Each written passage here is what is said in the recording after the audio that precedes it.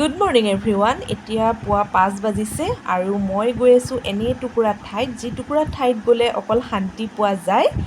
আৰু আপোনালোকে মোৰ এই ভ্লগটো শেষলৈকে চাই থাকিবচোন, তেতিয়া সকলোখিনিয়ে গম পাই গৈ থাকিব।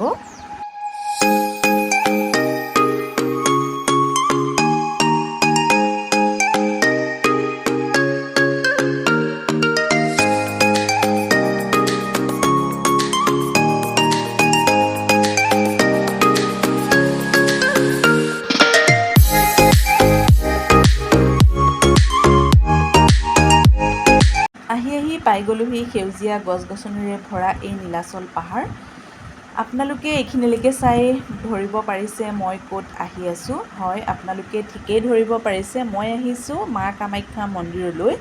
বহু বছৰৰ আগতে কৰ্মসূত্ৰে গুৱাহাটীৰ মাজমজিয়াতে আছিলোঁ, কিন্তু মই মাৰ ওচৰত অহাৰ সৌভাগ্যখিনি পোৱা নাছিলোঁ। ফাইনেলি মাৰ ওচৰত অহাৰ সৌভাগ্যকণ আজি পালোঁ। মোৰ এটা দৃঢ় বিশ্বাস আছে, যেতিয়া মায়ে আপোনাক মাতিব তেতিয়াহে আপুনি যাব পাৰিব, এইটো এটা মোৰ বিশ্বাস হয়। ঠিক আছে বাৰু, গৈ থাকোঁ এতিয়া আৰু চাৰিওফালৰ সেউজীয়া পৰিৱেশটো অকণমান আপোনালোকক দেখুৱাই দিছোঁ।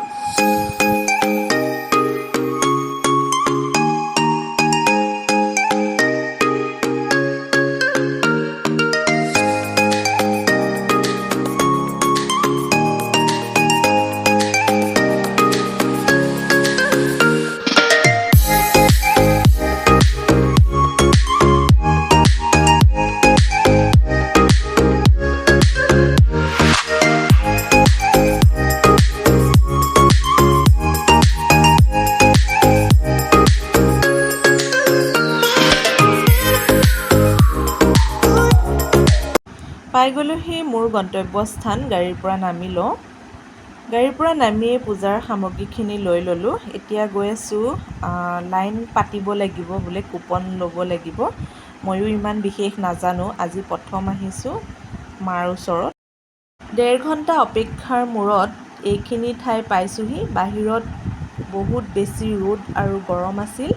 এইখিনি ঠাইত ভাল লাগিছে, ত্ৰিপালেৰে এটা ডাঙৰ পেণ্ডেল দি ৰাখিছে আৰু ফেনো আছে।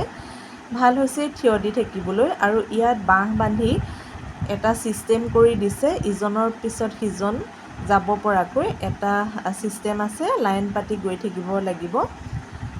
ভাল লাগিছে এতিয়া অকণমান হ'লেও, আৰু খোজকাঢ়িবলৈ পালে খুব ভাল লাগে, কাৰণ আগবাঢ়ি যাব পাৰোঁ। আৰু অকণমান গৈ যেতিয়া আকৌ বহিবলৈ পাওঁ, তেতিয়া ভাবোঁ আকৌ কেতিয়া উঠি খোজকাঢ়িবলৈ পাম।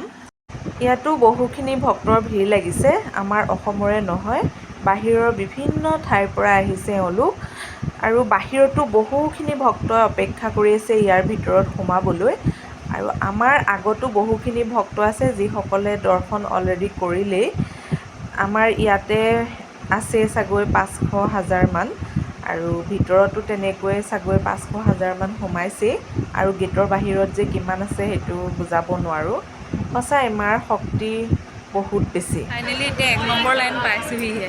সেই তাৰ পৰা আহিছোঁ, এইখিনি পাইছোঁহি, আৰু কিমান টাইম লাগে নাজানো আৰু।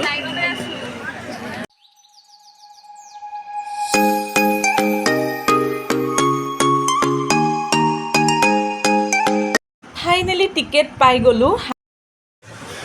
আহি আছোঁ এতিয়া টিকেট লৈ, আৰু এনেকুৱা ৰ'দ।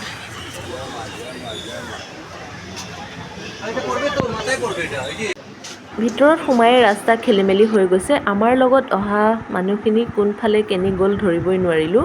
তলত ইমান বেছি গৰম, জোৰকৈ খোজ কাঢ়িবই পৰা নাই। ইয়াত ভৰি থ'লেই ভৰিৰ তলৰখিনি পুৰি যায়। আৰু এই ইটাৰ যিখিনি ব্লক হয়, এই ব্লকখিনিতো ইমান বেছি ৰ'দ পৰি গৰম উঠি আছে। মই ভাবিছিলোঁ টিকেট পাই গ'লোঁ যেতিয়া দৰ্শন কৰিবলৈ এতিয়াই পাম, কিন্তু তেনেকুৱা কথা নহয়।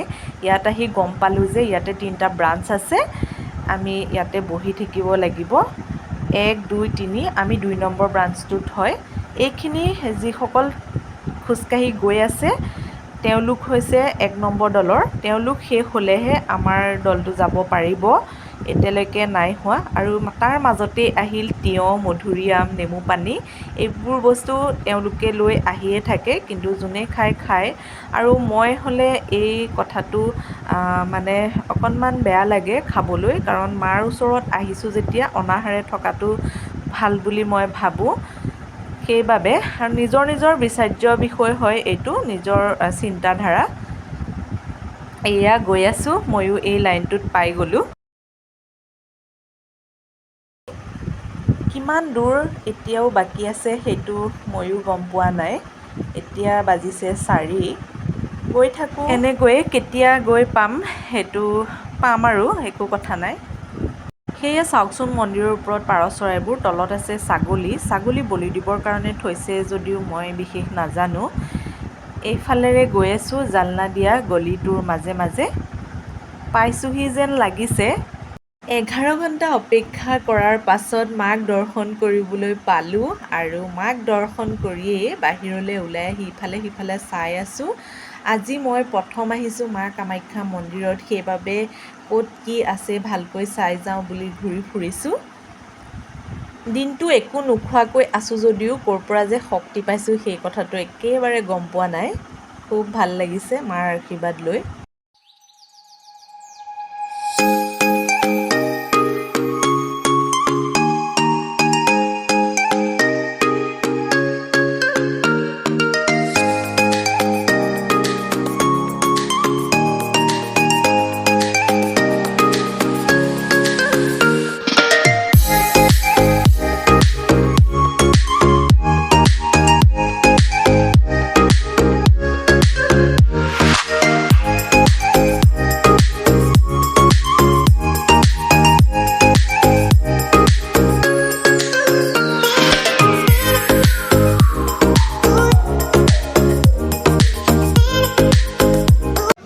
গৈ থাকোঁ আৰু 5:30 বাজিছে এতিয়া। ৰাতিপুৱা 6টা বজাতে, 12 ঘণ্টাই আৰু আধা ঘণ্টা কম। আৰু এতিয়া ওলাইছোঁ আৰু দিনটো একো নাই খোৱা, বহুত ভোক লাগিছে। এতিয়া মন্দিৰৰ পৰা ওলাই কিবা এটা খাই লওঁ আৰু তাৰপিছত আপোনালোকক লগ পাইছোঁ। আৰু এটা বস্তু দেখাবলৈ আছে, মন্দিৰৰ ভিতৰতো মানে বজাৰ আছিলে, ভালকৈ দেখুৱাব নোৱাৰিলোঁ, ইমান ৰ'দ আছিলে। তলৰ মানে ফ্ল'ৰটো ইমান গৰম আছিলে, মানে ৰখি পেলাই ভিডিঅ' কৰিব নোৱাৰিলোঁ। এয়া দেখাইছোঁ ৰ'ব।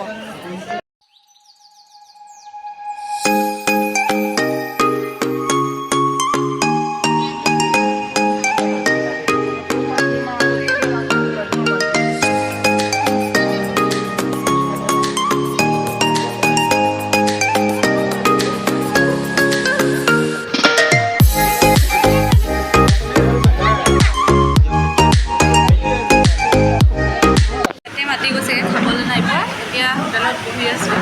এতিয়া আহিব খানা, ৱেইট কৰি আছোঁ। বহুত ভোক লাগিছে, দিনটো অকল পানী বাহিৰে বেলেগ একোৱে নাই খোৱা। ফাইনেলি খানা আহি গ'ল আৰু এতিয়া ৰ'ব নোৱাৰোঁ, খাই লওঁ। খাই বৈ লৈ এতিয়া ৰুমৰ অভিমুখে যাত্ৰা আৰম্ভ কৰিছোঁ, আৰু মোৰ এই ব্লগটো এইখিনিতে মই সামৰণি মাৰিম।